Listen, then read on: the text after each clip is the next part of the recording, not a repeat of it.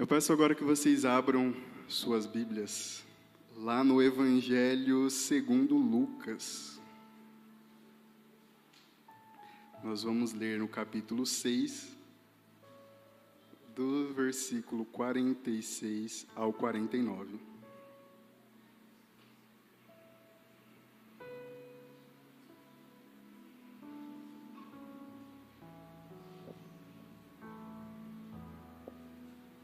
E hoje nós vamos falar a respeito de algo que eu amo falar, então talvez eu chore um pouquinho aqui enquanto eu estiver falando com vocês.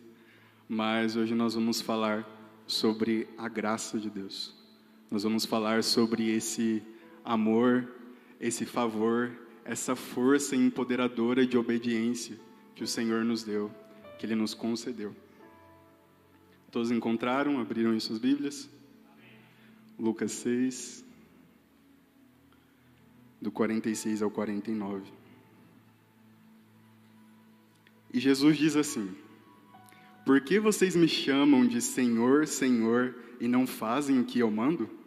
Eu vou mostrar a vocês a quem é semelhante todo aquele que vem a mim, ouve as minhas palavras e as pratica.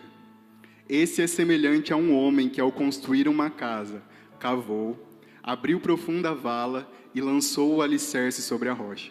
Quando veio a enchente, as águas bateram contra aquela casa e não a puderam abalar, por ter sido bem construída.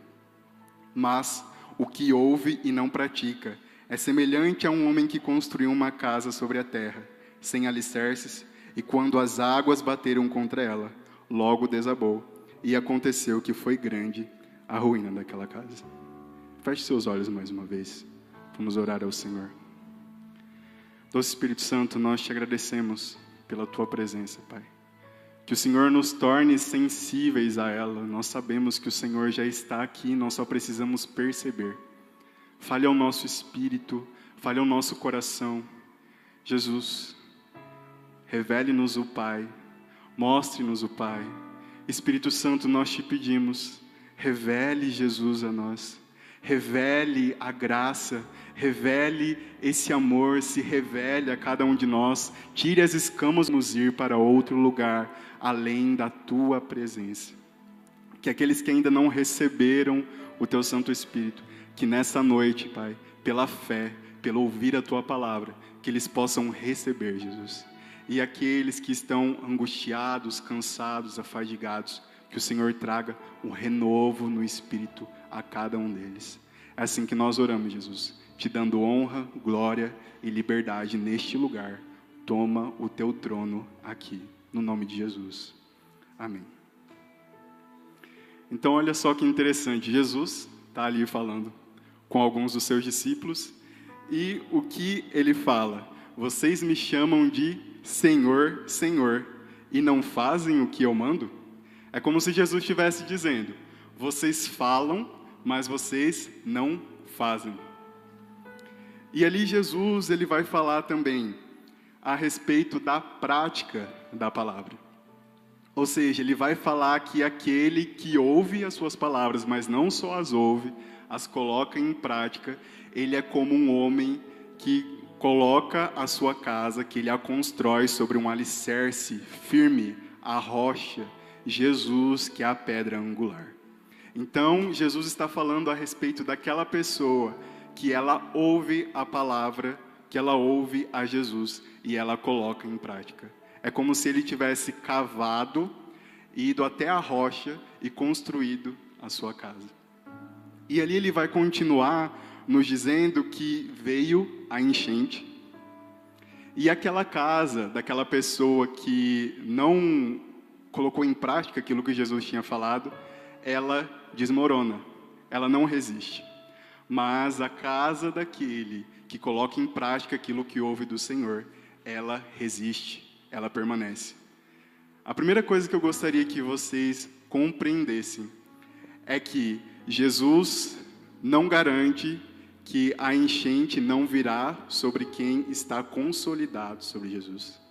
Ele garante que essa casa ficará firme, mas ele não diz nada de que será poupada da enchente.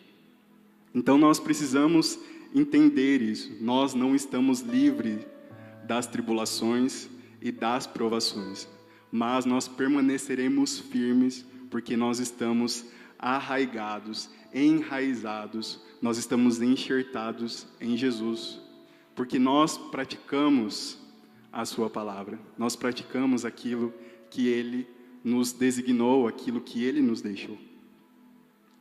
Mas agora eu gostaria de ir lá para o versículo 46, que foi o que nós começamos, o qual Jesus diz assim: por que vocês me chamam Senhor, Senhor, e não fazem o que eu mando? Uma coisa muito interessante nesse versículo é que quando Jesus fala a respeito de Senhor, Ele não fala de um pronome de respeito, de uma forma respeitosa, como você chamava seus avós, ou uma pessoa com uma idade um pouco mais avançada que você conhece. Não, quando Jesus fala a respeito de Senhor, Ele está falando a respeito de um Senhor dono de escravos. E talvez isso possa te chocar ao ouvir isso, mas se isso te choca é porque está faltando alguma coisa aí dentro. Falta uma revelação. E eu creio que nessa noite o Espírito Santo trará isso sobre o coração de cada um de vocês. A graça de Deus será revelada a cada um de vocês aqui nessa noite. Então, quando Jesus está falando isso, Ele diz que nós, quando o recebemos, como nosso Senhor, nós vamos obedecer às suas palavras, às suas ordenanças, aquilo que Ele nos deixou. Então, Jesus está falando que nós não devemos viver apenas como pessoas que falam dEle, que falam da palavra, mas que também vivem a palavra, que praticam a palavra. E sempre que nós falamos a respeito de velha aliança, pelo menos eu fico procurando ali Jesus, eu fico procurando ali os apontamentos para a nova aliança. E falando a respeito do Senhor e do seu escravo, eu gostaria que você abrisse a sua Bíblia lá em Êxodo, no capítulo 21. Nós vamos ler dos versículos 1 ao 6.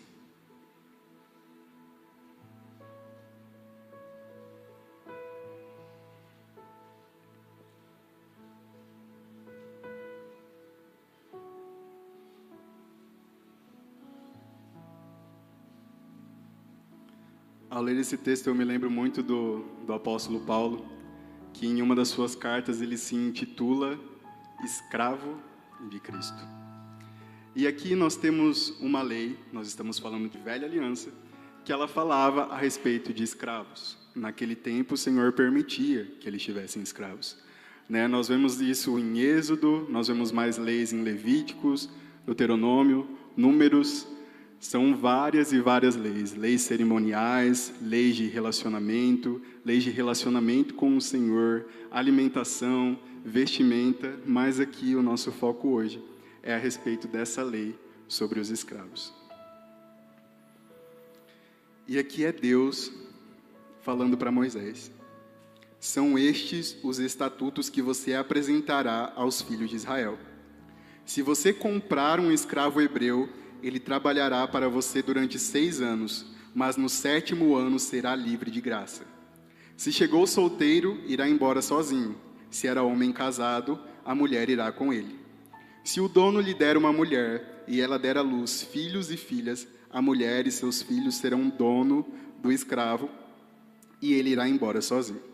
Porém, se o escravo expressamente disser: eu amo o meu dono, a minha mulher e os meus filhos, não quero ser livre, então o dono do escravo o levará aos juízes e o fará chegar à porta ou à ombreira da porta, e o seu dono furará a orelha dele com um furador, e ele será seu escravo para sempre. Uau! Todas as vezes que eu leio esse texto, com um véu removido, com um véu da velha aliança removido, eu posso nos enxergar neste lugar. Por que eu posso nos enxergar neste lugar?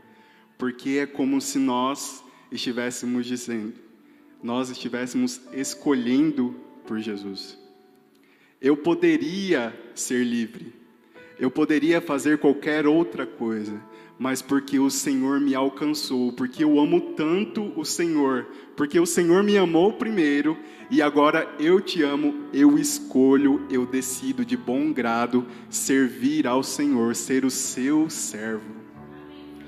Eu escolho ser o seu escravo. Olha isso.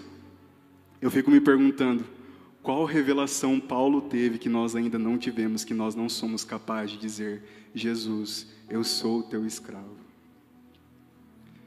Jesus, tu és o meu Senhor. Por causa de ti eu considero tudo como perca.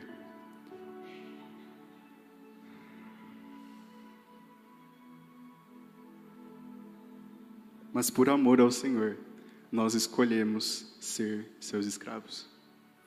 E uma coisa muito interessante é que ele fala que aquele escravo, ele fica marcado. Ele recebe um furo na orelha, e ali todos conseguem identificar que aquele é um escravo que poderia ser livre, e ele escolheu servir a um Senhor. Então nós, quando escolhemos servir a Jesus, quando nós escolhemos Ele como nosso Senhor, nós também somos marcados. Nós recebemos um selo, o selo do Espírito Santo da promessa. Nós carregamos essa marca, nós temos essa marca. E talvez você esteja pensando: Jonathan, eu estou um pouco distante disso. Eu não tenho vivido a minha vida dessa forma. Eu não tenho sido um escravo de Jesus. Eu chamo Ele de Senhor apenas como por respeito.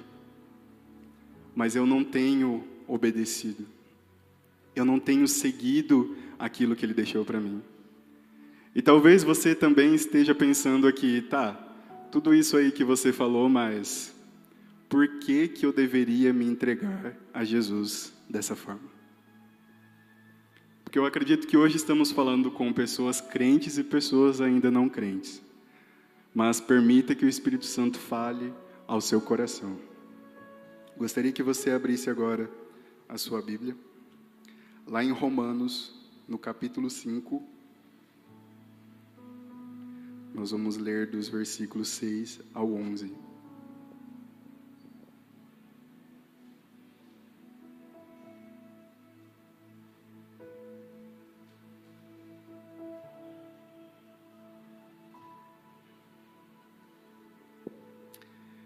Paulo escreve assim à igreja em Roma: porque Cristo, quando nós ainda éramos fracos, morreu a seu tempo pelos ímpios. Dificilmente alguém morreria por um justo, embora por uma pessoa boa, alguém talvez tenha coragem para morrer. Mas Deus prova o seu próprio amor para conosco, pelo fato de Cristo ter morrido por nós, quando ainda éramos pecadores. Logo, muito mais agora, sendo justificados pelo seu sangue, seremos por ele salvos da ira.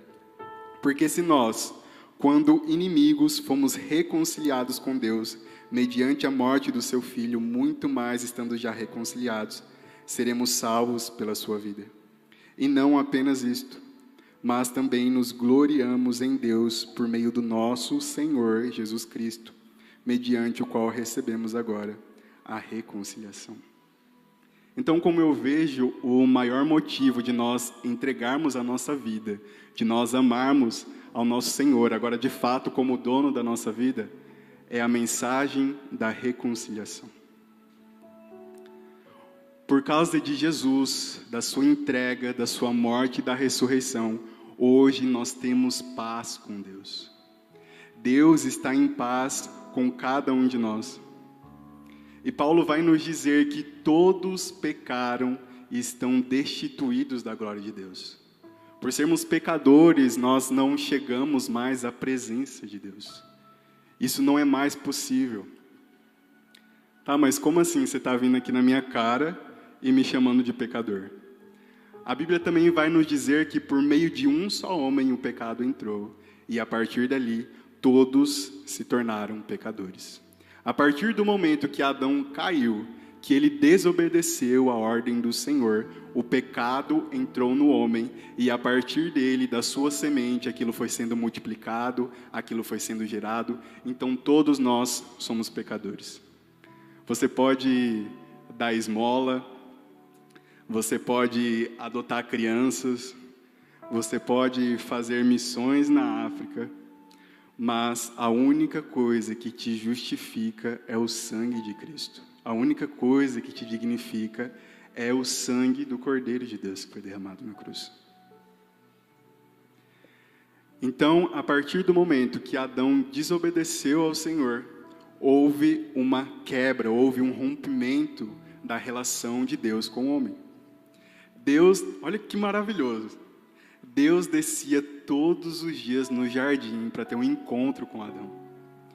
Eu fico imaginando o que será que eles conversavam, o que será que eles falavam, mas a certeza que eu tenho no meu coração é que, com certeza, era um encontro divino. Porque hoje nós, com um corpo corruptível, um corpo imperfeito, quando nós temos um encontro com Deus, é algo extraordinário. Agora você imagina o homem com um corpo glorificado, o corpo perfeito, tendo um encontro com Deus.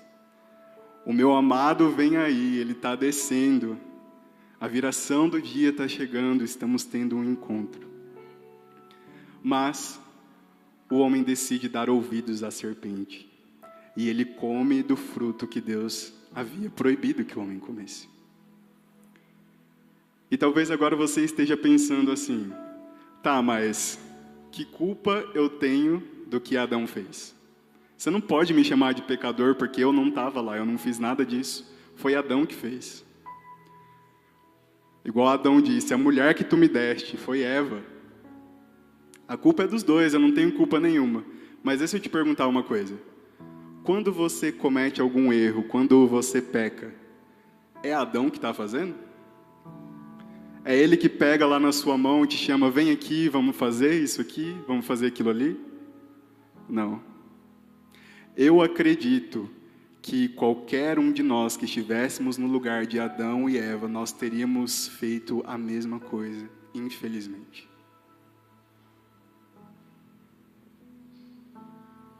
Tá, Jonathan, mas fala uma notícia boa aí pra gente. Eu só estou recebendo coisa ruim até agora.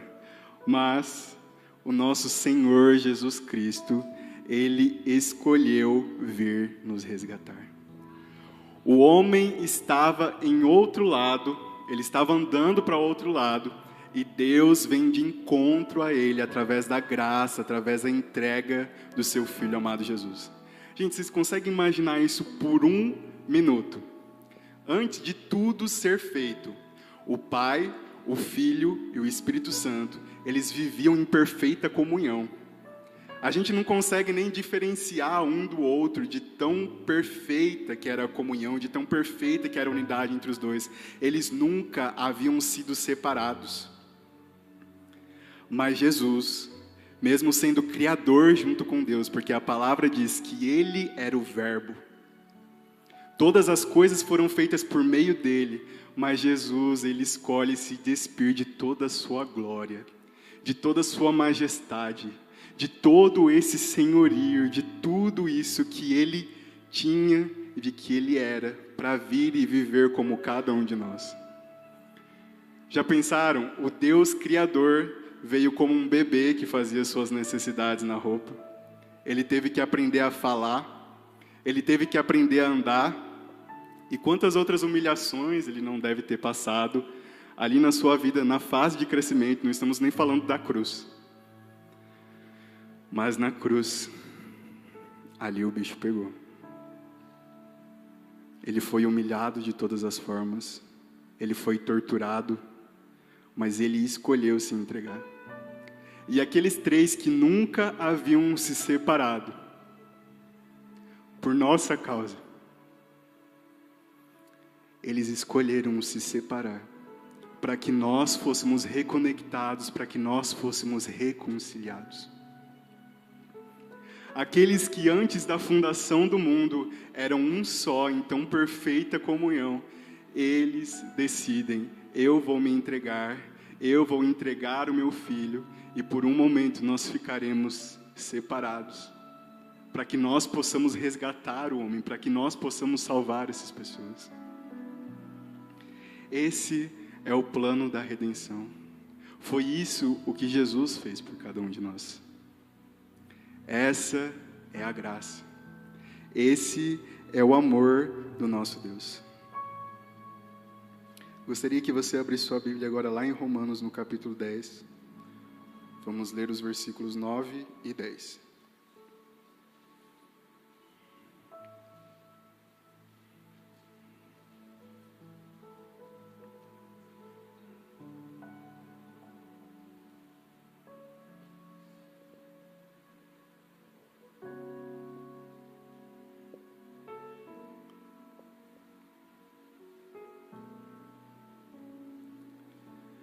E Paulo escreve assim: se com a boca você confessar Jesus como Senhor, e em seu coração crer que Deus o ressuscitou dentre os mortos, você será salvo. Porque com o coração se crê para a justiça, e com a boca se confessa para a salvação.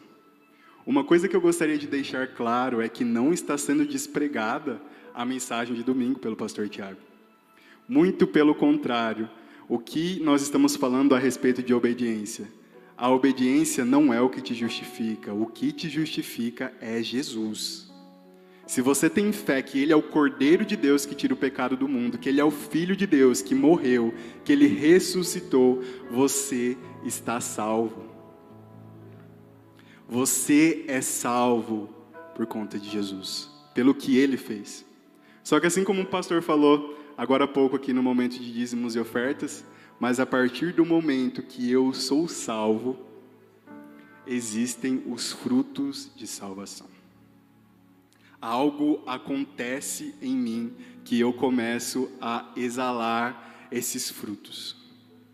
Não é simplesmente uma confissão vazia, mas é a partir da graça, da entrega de Jesus, que agora eu passo a obedecer. Não pela força do meu braço, porque eu não conseguiria obedecer nada, eu não conseguiria fazer nada. Mas o Espírito Santo dentro de cada um de nós, Ele nos empodera para que nós sejamos obedientes. Eu vejo uma graça barata sendo pregada aí. Você aceita Jesus e você vive da forma que você quiser. Isso não é liberdade, irmãos. A graça é liberdade. Porque quando Jesus me resgata, eu poderia fazer qualquer outra coisa, mas eu escolho obedecer a Ele. Eu escolho servir a Ele. É igual você parar para pensar, por exemplo, uma pessoa que tem o vício em álcool. Que para ela, você que serve ao Senhor, você não é livre, você não tem liberdade nenhuma. Você só vive preso ali, fazendo o que a Bíblia te diz, o que a palavra de Deus te diz. Mas ela que se diz livre, ela está sempre enredada nesse vício. Ela não consegue ficar um dia sem, ela não consegue ficar uma semana sem. Agora nós, com o Espírito Santo, com a graça empoderadora, eu digo, eu posso, mas eu não faço. Eu ouço a Jesus e é a Ele que sigo. É Ele que eu faço. Abram agora as suas Bíblias lá em Filipenses, no capítulo 2, os versículos 12 ao 16.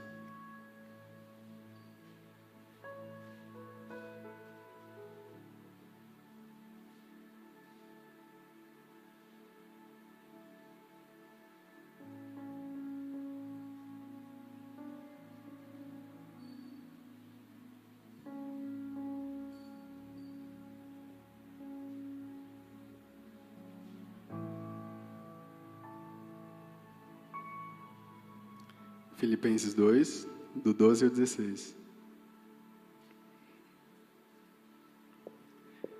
Paulo diz assim à igreja em Filipe: assim, meus amados, como vocês sempre obedeceram, não só na minha presença, porém muito mais agora, na minha ausência, desenvolvam a sua salvação com temor e tremor, porque Deus é quem efetua em vocês tanto o querer como o realizar, segundo a sua boa vontade.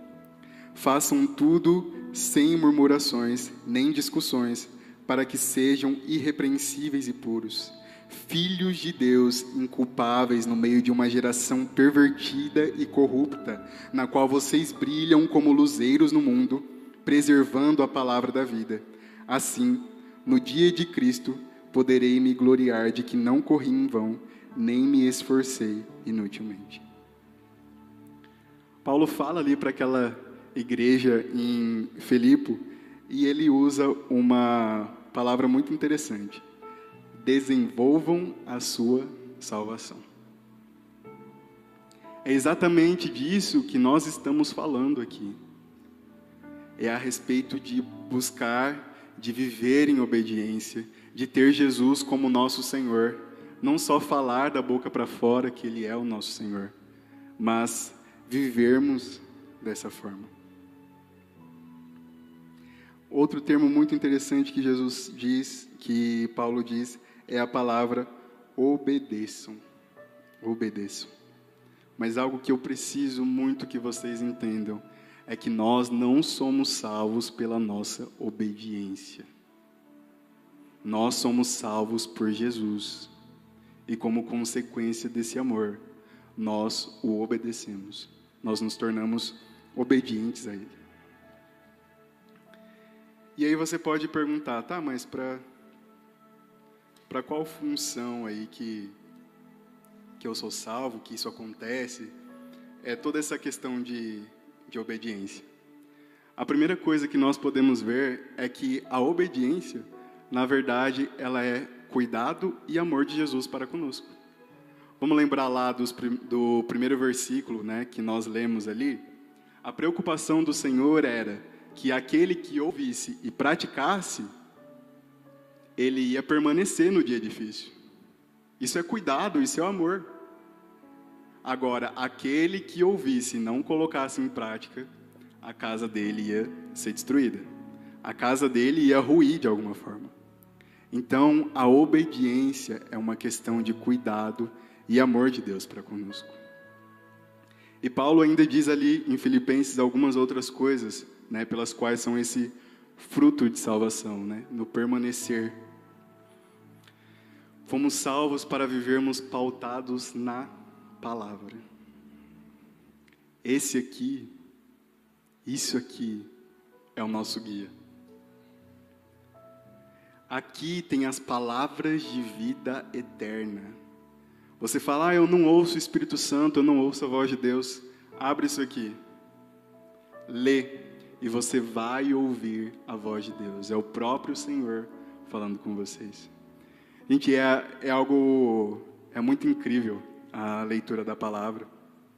No começo desse ano, eu tomei uma decisão. Eu falei assim, cara, eu vivi coisas tão extraordinárias com Deus, dando só um pouquinho do meu tempo para Ele. O que será que não vai acontecer na minha vida se eu entregar tudo que eu tenho? Aí eu excluí todas as minhas redes sociais e eu peguei e falei, eu vou ler a Bíblia 4 vezes nesse ano. Então, a cada 3 meses, eu termino a leitura da Bíblia inteira. Gente, e é algo extraordinário. Parece que em todos os momentos que você está vivendo ali, o Espírito Santo baixa um download assim na sua cabeça. E, cara, jorra uma sabedoria. Meu Deus, um direcionamento. É algo extraordinário. Que você fica se perguntando, meu Deus, de onde que veio tudo isso? E veio da palavra, veio do Espírito Santo. Jesus diz que as palavras dele nos limpa. A nossa mente é renovada, o nosso coração é transformado quando nós nos dedicamos à palavra, quando nós ouvimos a palavra de Deus. E não me entenda errado, eu não estou te pedindo para você ler a Bíblia toda em 3 meses. Porque se você não tem esse hábito e você começa, você não consegue fazer um dia, depois você já chuta o pau da barraca e quer desistir. Então, se você não tem esse hábito, começa, lê um versículo, lê 2, um capítulo, 5 minutos, 10 minutos, meia hora, e você vai ver o gosto que você vai tomar pela palavra. E eu vou te dizer outra coisa. Não é sempre que você vai sentir a presença de Deus com você. Mas nós vivemos por fé e não por vista. Nós não vivemos pelo que nós sentimos. Nós vivemos pelo que foi declarado. Nós vivemos por toda a palavra que procede da boca de Deus. É ela que é o nosso alimento. A gente vai abrir bastante a Bíblia hoje. Agora vamos ler Filipenses novamente lá no capítulo 2, só que um pouquinho mais para baixo. Nós vamos ler os versículos 9 ao 11. Depois nós vamos lá para Efésios e depois nós vamos lá para Colossenses.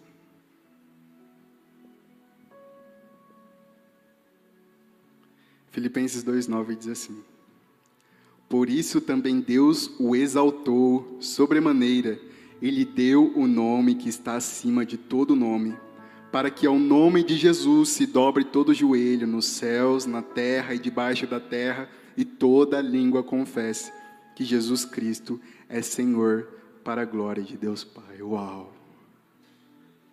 O senhorio de Jesus. Paulo nos dá uma pequena demonstração dele aqui. E Paulo também vai nos dar uma pequena demonstração dele em Efésios, no capítulo 1.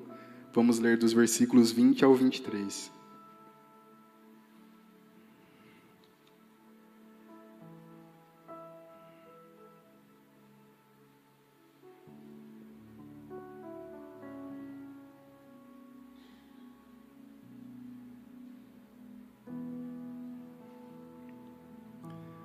Efésios 1, do 20 ao 23.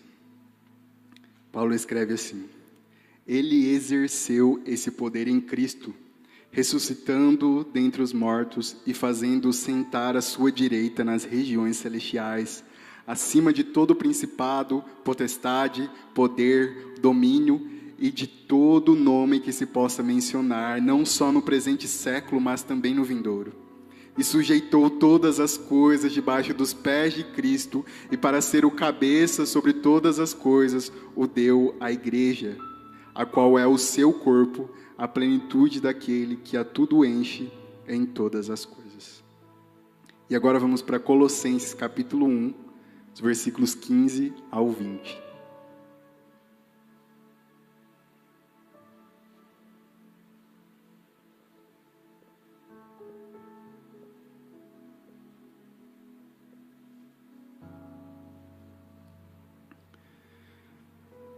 Mais uma vez Paulo escreve, ele diz assim: Ele é a imagem do Deus invisível, o primogênito de toda a criação.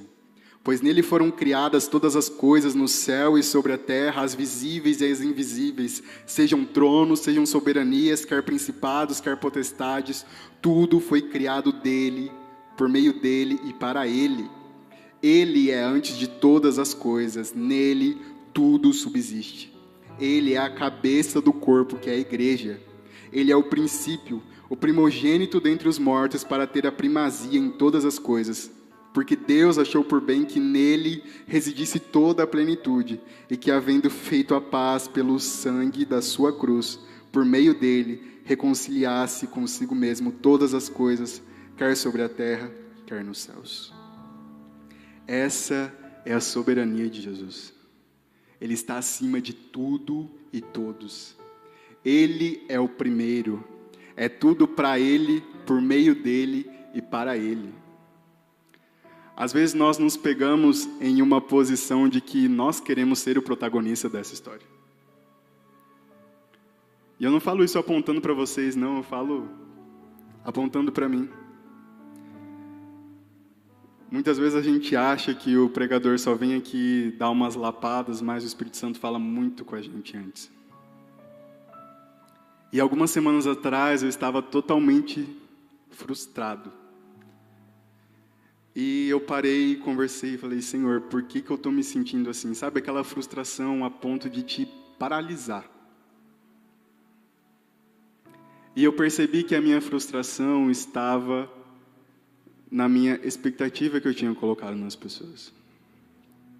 Que eu queria que as pessoas vissem de tudo que eu estava abrindo mão para discipular, para liderar, para ajudar num hambúrguer, para fazer isso, para fazer aquilo. E isso revela que eu não estava totalmente sobre o senhorio de Jesus. Porque todas as coisas são para Ele. Tudo o que eu faço é para Ele. Tem que ser para Ele. Ele foi escolhido por Deus para que assim fosse.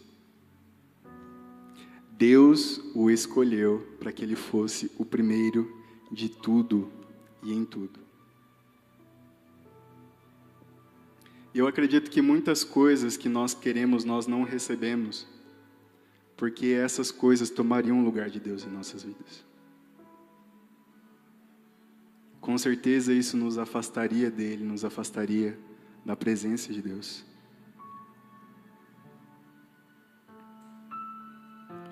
E nós não somos os protagonistas. Eu sempre gostei muito de cinema. E no Oscar, né, a gente tem uma estatueta para ator coadjuvante. Quem já ouviu essa palavra? E o que a gente pensa do ator coadjuvante? O ator coadjuvante é aquele ator que ele atuou bem, né? Tem o principal, ele como personagem secundário, então o principal atuou bem, ele vai para o de melhor ator. O secundário atuou bem, ele vai para o de melhor ator coadjuvante. Mas, na verdade, o prêmio de melhor ator coadjuvante é aquele ator secundário que ele é tão bom, mas tão bom em ser secundário, que quem aparece é o principal. E é esse ator que nós devemos ser. Nós devemos querer e buscar que Jesus apareça. E que cada vez mais, e que cada vez tenha menos de nós.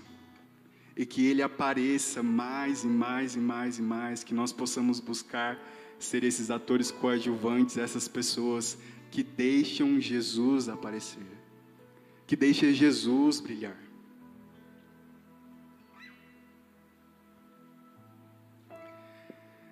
Quando nós reconhecemos o senhorio de Jesus, nós entendemos que nós devemos buscar em primeiro lugar o reino dos céus. E todas as coisas serão acrescentadas. Quando nós temos a plena revelação de quem é Jesus, nós enxergamos todas as outras coisas como secundárias em nossa vida. Nós só temos olhos para Ele. Os nossos ouvidos estão abertos e atentos para Ele. É a Ele que eu quero agradar. E algo muito interessante no que nós lemos nas cartas à igreja de Éfeso e de Colossos, ele fala que Jesus é o cabeça da igreja. Ele vai falar ali nesses dois textos que Jesus é o cabeça da igreja. Mas eu gostaria de te perguntar hoje, mas quantas igrejas hoje são de fato o corpo que obedecem à cabeça? Eu ouvi o Ângelo Basso falando algum tempo atrás, se o Espírito Santo fosse retirado hoje da terra, muitas igrejas continuariam funcionando. Isso dói no meu coração, porque não é para ser dessa forma.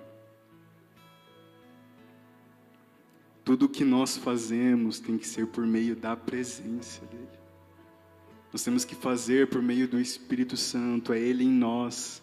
É eu gastando tempo com Ele. É eu obedecendo ao Senhor.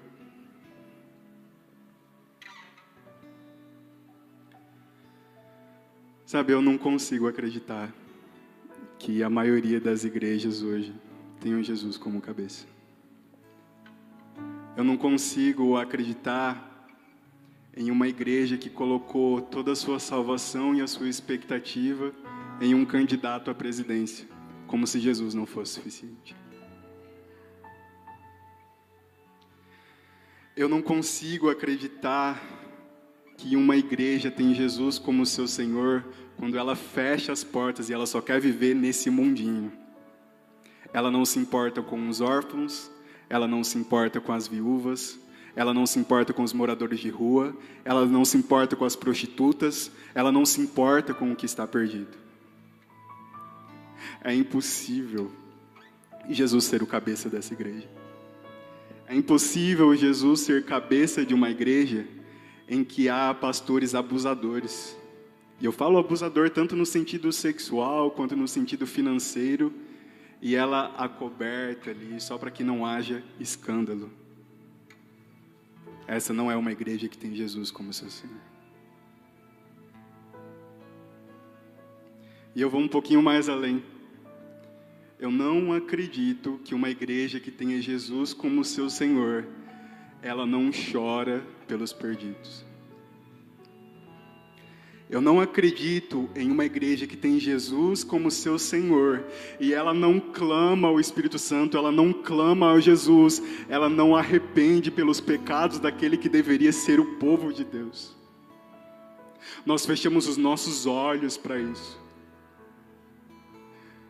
Nós só queremos olhar para o mundo e apontar para o mundo, mas o mundo não chama Jesus de Senhor, nós chamamos.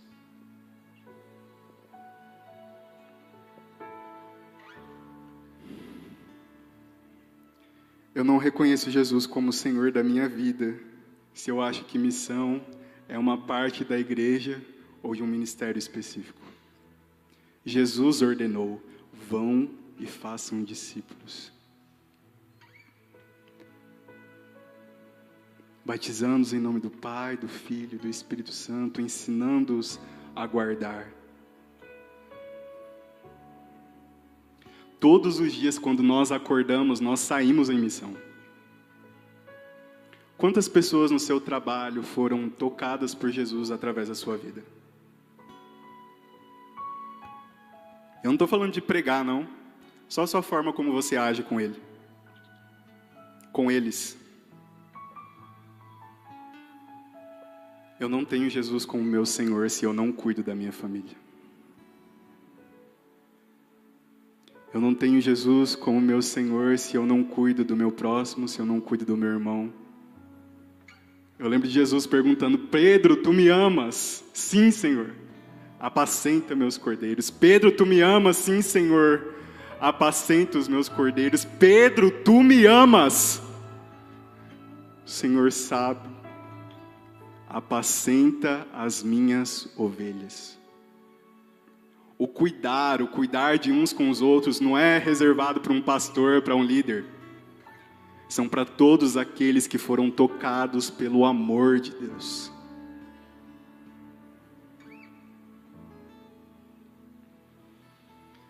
Eu não reconheço Jesus como meu Senhor se eu não dou a outra face. Eu não reconheço Jesus como meu Salvador se eu não busco amar como Ele me ama.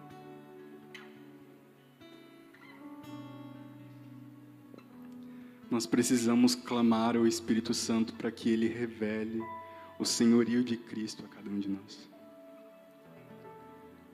Porque nós ainda não tivemos essa revelação.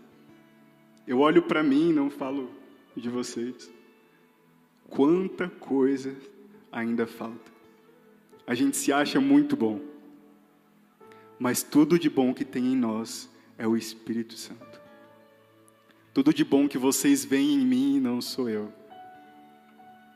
É o Espírito Santo trabalhando aqui.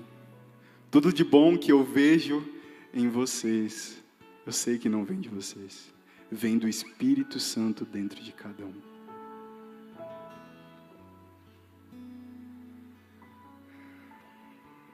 Talvez você esteja até um pouquinho triste agora, né? Com tanta coisa que foi dita. E eu acredito que o coração do Senhor esteja triste também. É por isso que Ele me trouxe aqui essa noite para falar isso com vocês.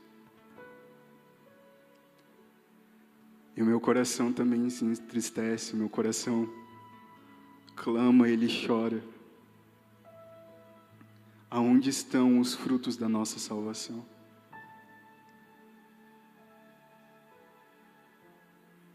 Porque nós não alcançamos as escolas dessa cidade, o governo, porque nós não alcançamos o comércio dessa cidade, porque o que nos falta?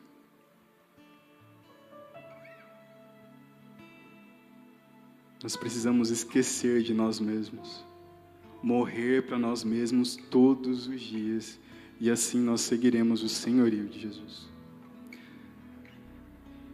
Agora abra sua Bíblia lá no livro de Apocalipse, no capítulo 4, primeiro nós vamos ler o versículo 4.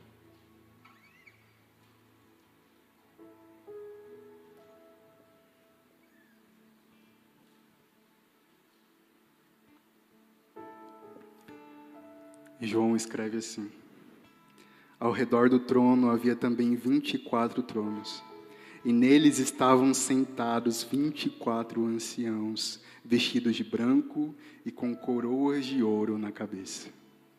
Quando eu li esse texto, eu ficava, vou ser sincero aqui com vocês, eu ficava pensando, poxa, como eu queria ser um desses 24 anciãos.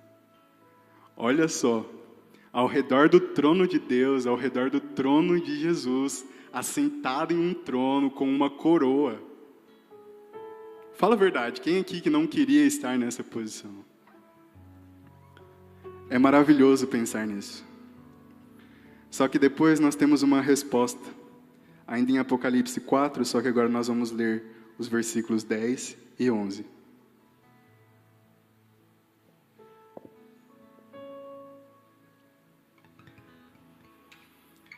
E João continua dizendo: os 24 anciãos se prostravam diante daquele que está sentado no trono, adoravam o que vive para todo sempre e depositavam as suas coroas diante do trono, proclamando: Tu és digno, Senhor e Deus nosso, de receber a glória, a honra e o poder, porque criaste todas as coisas e por tua vontade elas vieram a existir e foram criadas.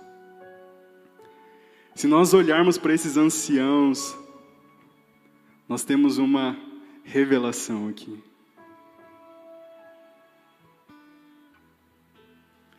Ele nos mostra que qualquer glória que nós possamos querer, que qualquer desejo que haja em nosso coração, a majestade, o senhorio de Jesus vai ser muito maior que isso. Gente de peso, 24 anciãos, sentado no seu trono. E o que eles fazem? Se prostram. E eles jogam as suas coroas. E eles adoram aquele que é digno de todo louvor, toda honra e toda glória. Como tem sido a nossa adoração? Será que de fato nós compreendemos que qualquer trono e coroa que nós possamos ganhar é insuficiente perto da suficiência de Jesus? Gostaria de pedir que você se colocasse de pé agora.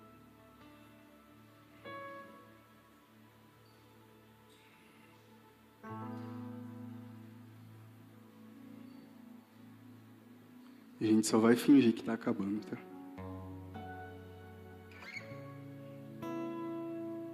Abra sua Bíblia agora no livro de Apocalipse, no capítulo 5.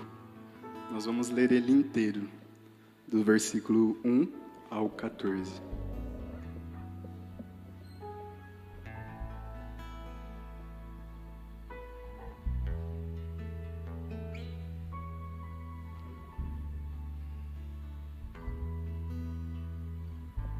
Todos encontraram? Nesse texto nós vamos ver ainda mais a revelação do senhorio de Jesus. Jesus me alcançou, Ele me salvou, eu creio que Ele é meu Salvador. E a partir disso, de receber Ele como meu Salvador, eu recebo o Espírito Santo. O Espírito Santo que vai me ajudar a obedecer, a andar em obediência em cima da palavra. Às vezes nós definimos a graça como simplesmente um favor imerecido. Quantos já não ouviram essa frase? Mas ela é muito mais do que isso. Ela é uma força empoderadora para obedecer ao nosso Senhor Jesus Cristo. E vamos para o nosso texto, que ele diz assim. Aqui João está falando da visão que ele tem. E ele começa dizendo: vi na mão direita daquele que estava sentado no trono um livro em forma de rolo, escrito por dentro e por fora, e selado com 7 selos. Vi também um anjo forte que proclamava com voz forte: quem é digno de quebrar os selos e abrir o livro? Ora, nem no céu, nem sobre a terra, nem debaixo da terra, ninguém podia abrir o livro, nem mesmo olhar para ele. E eu chorava muito, porque ninguém foi achado digno de abrir o livro, nem mesmo de olhar para ele. Então um dos anciãos me disse: não chore. Eis que o leão da tribo de Judá, a raiz de Davi, venceu para quebrar os 7 selos e abrir o livro. Não chore, eis que o leão da tribo de Judá, a raiz de Davi, venceu para quebrar os 7 selos e abrir o livro. Então vi no meio do trono e dos 4 seres viventes e entre os anciãos em pé, um cordeiro que parecia que tinha sido morto. Ele tinha 7 chifres, bem como 7 olhos, que são os 7 Espíritos de Deus enviados por toda a terra. O cordeiro foi e pegou o livro da mão direita daquele que estava sentado no trono, e quando ele pegou o livro, os 4 seres viventes e os 24 anciãos se prostraram diante do cordeiro, tendo cada um deles uma harpa e taças de ouro cheias de incenso, que são as orações dos santos. E cantavam um cântico novo, dizendo: digno és de pegar o livro e de quebrar os selos, porque foste morto e com o teu sangue compraste para Deus os que procedem de toda tribo, língua, povo e nação. Nós fomos comprados por Jesus Cristo por alto preço, não uma graça barata, mas uma entrega. Ele se humilhou. E para o nosso Deus os constituíste reino e sacerdote, e eles reinarão sobre a terra. Estarmos debaixo do senhorio de Jesus, nós reinaremos um dia com Ele na terra. Vi e ouvi uma voz de muitos anjos ao redor do trono, dos seres viventes e dos anciãos, cujo número era de milhões e milhares de milhares, proclamando com voz forte: digno é o cordeiro que foi morto de receber o poder, a riqueza, a sabedoria, a força, a honra, a glória e o louvor. Então ouvi que toda criatura que há no céu e sobre a terra, debaixo da terra e sobre o mar, e tudo que neles há, estava dizendo: aquele que está sentado no trono e ao cordeiro, sejam o louvor, a honra, a glória e o domínio para todo o sempre. Esse é quem é o nosso Senhor. Ele veio como um bebê numa manjedoura. Ele foi morto como um cordeiro mudo. Mas ele voltará em esplendor e grande glória, buscar uma igreja gloriosa, aquela que se rende ao senhorio de Cristo Jesus. É isso que ele quer nos alertar essa noite. Ele é único, é o nosso Senhor. Ele é o único digno de gastarmos toda a nossa vida diante dele. Ele é o único digno de nós nos entregarmos por completo, corpo, alma e espírito. Ele é e sempre será o Senhor de nossas vidas. E eu gostaria de pedir agora que nós fizéssemos algo que não é muito recorrente aqui na igreja. Assim como os anciãos se prostravam diante de Jesus e adoravam ao Cordeiro, eu peço que você que pode se coloque de joelho, porque nós vamos nos prostrar diante de Jesus. Ele está aqui.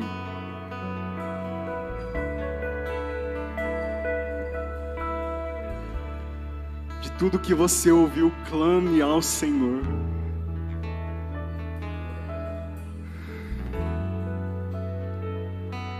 Clame ao Senhor, Jesus. Jesus, me ensina a te ter como o Senhor da minha vida, Espírito Santo. Nós declaramos total dependência do Senhor. Nós não somos nada nem ninguém sem Ti, Pai. O lugar mais alto que nós queremos chegar é aos Seus pés, Jesus. Nós Te adoramos, Senhor.